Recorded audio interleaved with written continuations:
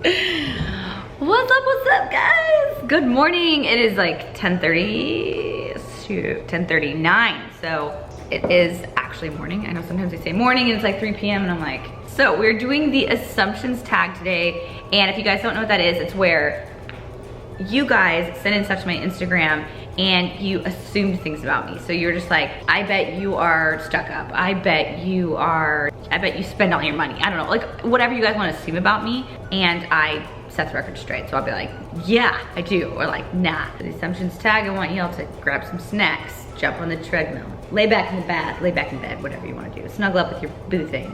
And listen to people's assumptions on who they think Heidi Severs is. First of all, looking at the assumptions, I was like, people either thought I was like the kindest, most positive ray of sunshine, or they thought I was Satan. This should be fun. Okay, the first one we're gonna dive into is you have very few influencer friends because you like real relationships better. This is true and untrue. I have a lot of friends who don't do social media stuff, and I have a lot of friends who do. But I will say you have to be very careful because sometimes when people have followings and they see that you have a following, it's like they just, it's like a switch that goes off in their brain, like collab, must get their followers right now.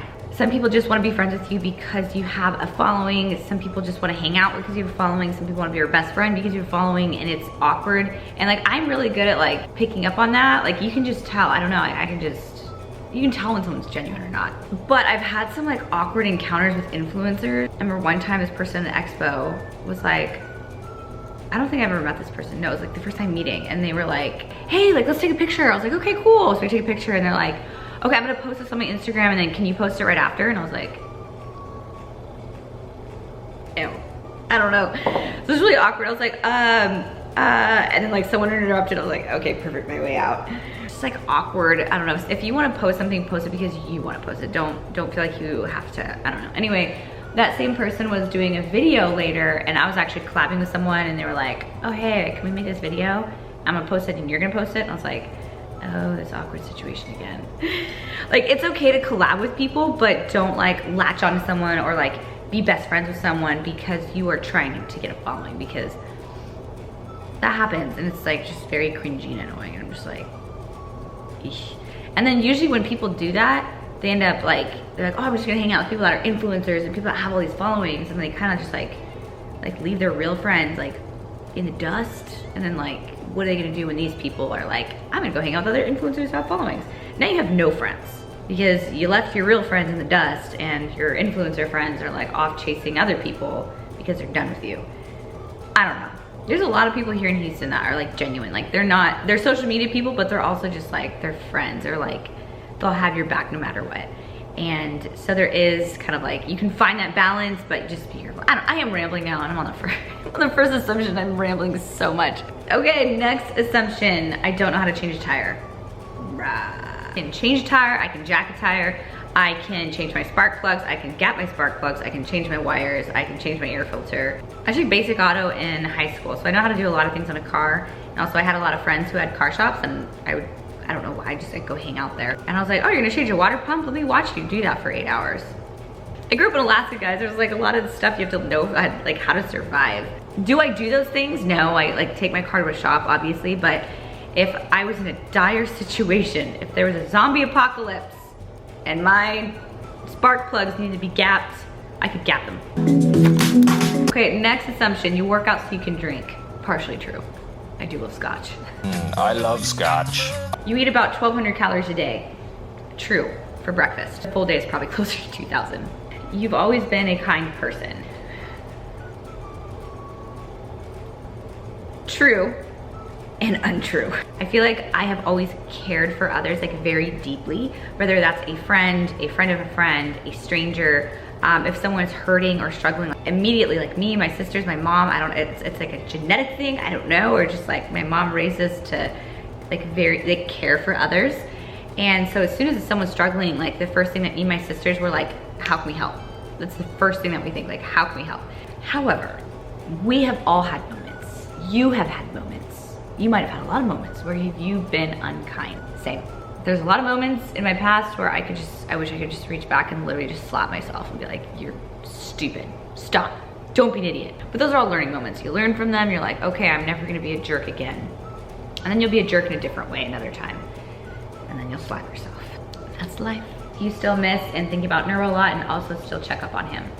Yes, yes, and yes. So if you guys remember Neuro, my big, adorable, fat pit bull that I had, if you guys watched the video that I forget what the title, like a girl's best friend, or don't want to watch that video again. I don't want to talk about what happened, but I was put in a very difficult situation and I don't talk about it very often because it still makes me sad, but I do think about him all the time. I still miss him and I do still check up on him. He was adopted by Drew, who is his new dad, who is a pit bull trainer, and he takes such good care of Neuro. Neuro's like living the life. He always has pit bulls at the house, right? So Neuro's always meeting new friends and he gets to hang out with everyone, living it up in the California sunshine right now.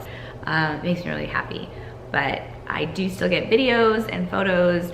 I'm super annoying. I like DM Drew and I'm like, hi, how's Neuro doing? Can I get some videos and photos? And he sends me really cute ones all the time. I'm just like, but I know looking back that I made the best decision with him in mind. It was such a hard and sad time in my life when that was all going on, but it ended so happily. Y'all, and you got freaking deep questions, man. Okay. All right, next assumption is you don't like black coffee. Nah, nope, can't do it. I cannot drink it. I don't know why. I like my coffee blonde. Give me that fat. I like that fat. You like to wake up early. Very untrue. Good dream. No, no. You secretly miss negative 40-degree weather. That's cold. Very, very untrue. No, I don't miss it. But I miss sis. You like cheese. Who doesn't? Like literally if someone didn't like cheese, are there people that exist that don't like cheese? Queso? This person does not exist. Who does not like queso? I've never met anyone that doesn't like queso. You and Christian would never smoke weed, okay. I grew up in Alaska and it's been legal to grow and plant and smoke weed since the 70s. It has never been my thing. I've never been like, oh my gosh, I need to smoke. I don't judge people who do, but I've even dated people who do smoke. I just don't like it. I've never liked it. I felt like it. I have tried it, you know, but it made me paranoid and sleepy and just like lazy. And so I'm just like, it's not for me. Christian either. Christian's very like, I feel like we're both just like go, go, go, go, go. And like to have something like that where it's just like, I don't know, it's just like not our thing. I will say that I do like the fact that he doesn't smoke and that I don't smoke, or, you know, whatever. Like if one person's like smoking by themselves outside and you're just kind of like watching them like, it's weird. There are medicinal uses of it. It's just like, I don't like being high.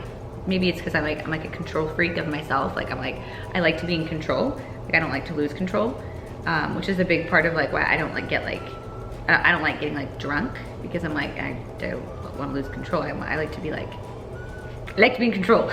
Okay, you've had a nose job. No, I don't know why people think I have a nose job. Do I have a really cute nose or something? Actually, like, I don't like love my nose. I don't hate my nose. It's just like, it's just a nose. But I've always had the same nose. The only plastic surgery that I've had, guys, is my boobs, which I've been open about. You're self-conscious of your age because Christian is 4 years younger than you.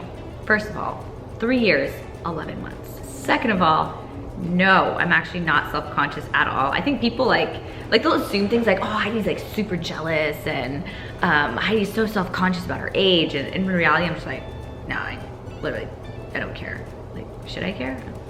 If anything, like, I was self-conscious at first because I was like, I don't want to date a child. I've been there, I've done that. I've dated like boys in my past before, and it's not fun because you have to babysit them. You are literally their babysitter, just like trying to make them grow up. And that was like a little bit self-conscious for me because I was like, I don't have time to date a child.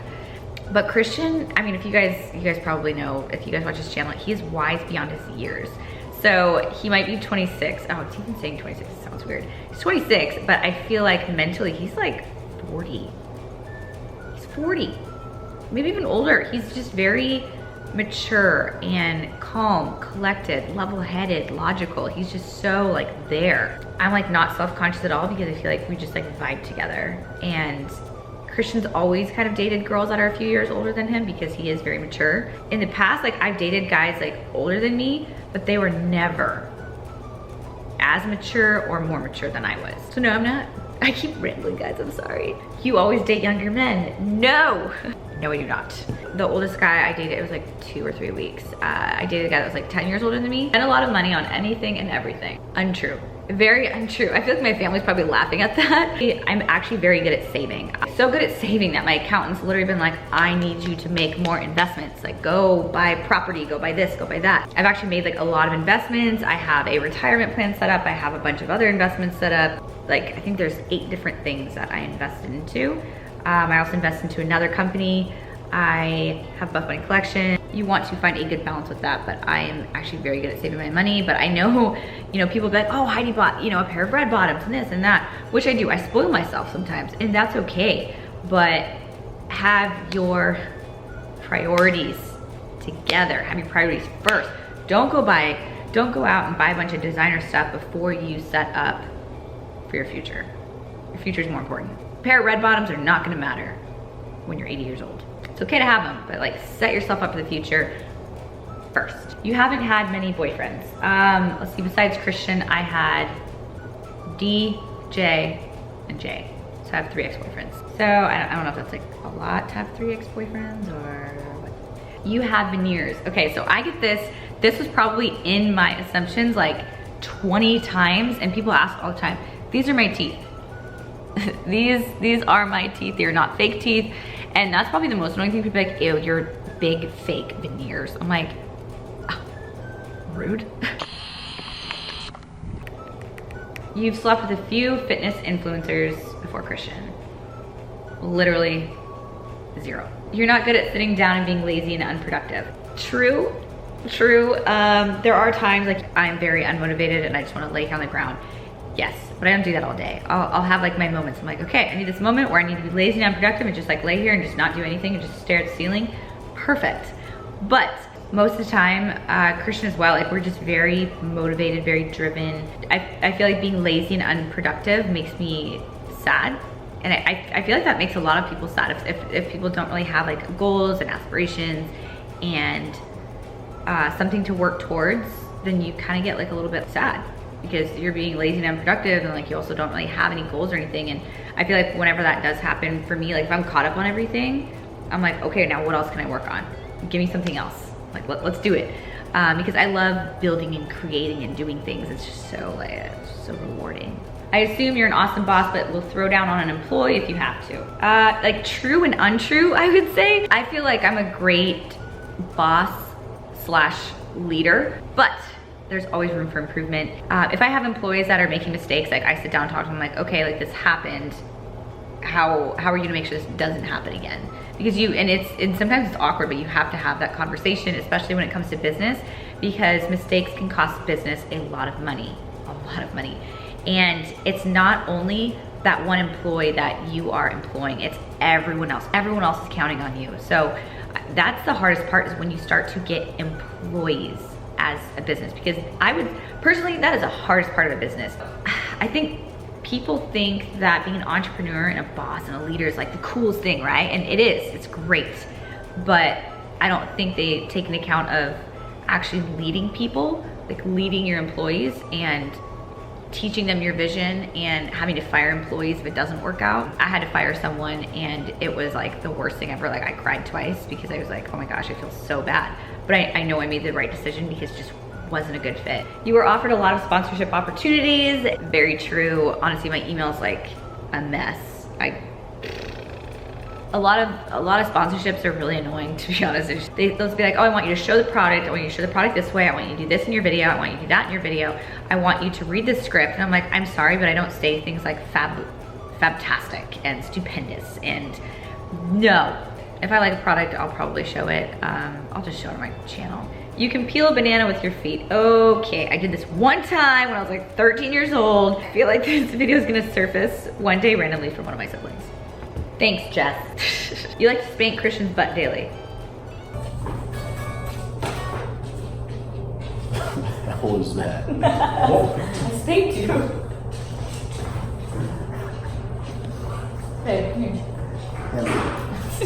He literally hates it. And I'm not allowed to do it, but I still do. You rely way too much on caffeine. I don't know what you're talking about. Coffee is life. Hired a coach to help start and run your business. Very, very untrue. I had no coach, no experience, no college degree. I literally put everything together with hopes, dreams, and caffeine. But look, here we are. A couple years later. I'm not against hiring a business coach, but a lot of them are full of Poop emoji cake pops. I was offered a lot of advice from different people who had their own businesses or business coaches. And honestly, like, I think, I'm not exaggerating, probably like 2% of the advice I was given, I actually was like, oh, that was useful. But I will say, if you have a business that you're trying to start, hiring a coach might be good for you, but to be honest, try to do everything on your own. Read books, do research, listen to podcasts, write down what you're wanting. You can organize your thoughts if you just give yourself enough time to do it. Just set apart a whole day if you want, or a couple hours a day, or like 10 minutes a day, just to kind of get what you're wanting down on paper. Do all the work you can for your business, for what you're wanting to do. And if at a certain point you feel like you need a coach, like towards the end, once you kind of organize everything you're wanting, then go for it. But also know that nobody else is gonna have your voice, your dreams, your vision, how you see things, how you see life, how you want your business to come to life. Because sometimes a coach can kind of not deter you, but they'll be like, oh, you want this, but what if we do a little bit of this? Or what if we do about this?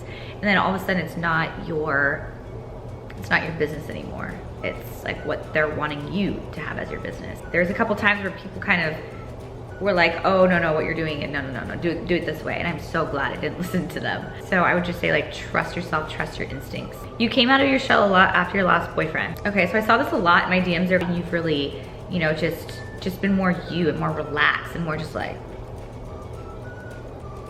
I just spit, gross. To be honest, regarding this assumption and like a lot of other DMs that I got, I think that I had one moment where I just stopped putting everyone else first, everyone else's feelings and everything first, because I always put myself last. I was like, okay, my job is to make sure everyone else is happy. I was like a people pleaser. I loved making people happy and pleased and excited and all of that.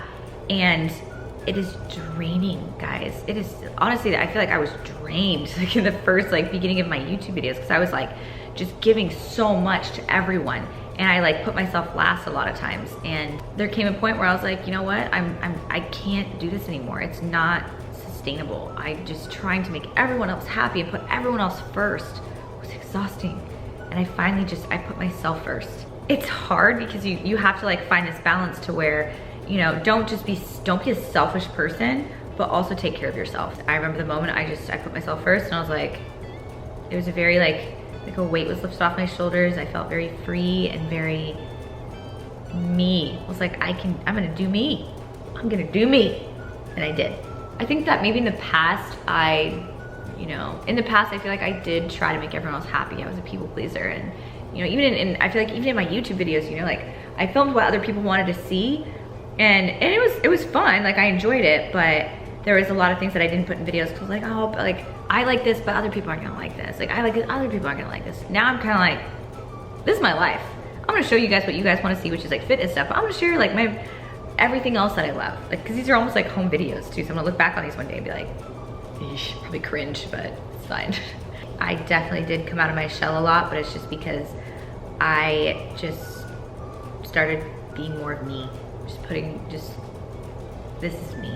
You've been cheated on before. True, I have. By a guy with like 4 different girls. He was like making out with a girl at a party in front of everyone. Are you kidding me, dog? I remember one time too, it was before I found out he cheated on me. We were like cuddling, and I look up at the phone and he was literally like flirt texting another girl. But yeah, it sucks. And honestly, after that, I was single for like 3 years, and I was celibate for 3 years, and I literally just focused on school, did my thing, and I was like just very like turned off by guys. I was like, guys are gross. Ew. My life is a mess. You don't like Gymshark. Okay, so people think because I have my own brand that like every other brand is like my enemy, right? And that's so not true. Like I totally wear other brands. Like I'm literally wearing Ever Forward right now, which is Max's brand. I wear Alphalete. I really like Nike. Actually, I'm wearing Nike shoes. I wear Lululemon.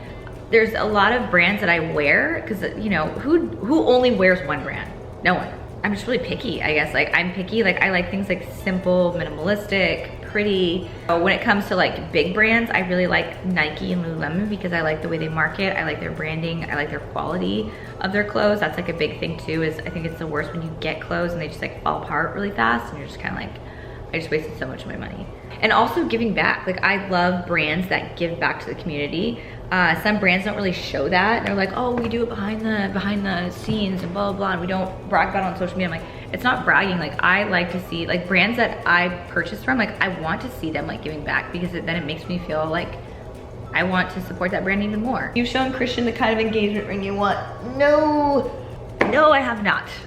I have not, because I don't know. Like we've talked about marriage and we're like, okay, like yes, we want that one day. I think I'm like the only one of my friends that doesn't have like a ring, a dress, a wedding, a color scheme, napkin scheme for my wedding. I literally have no idea.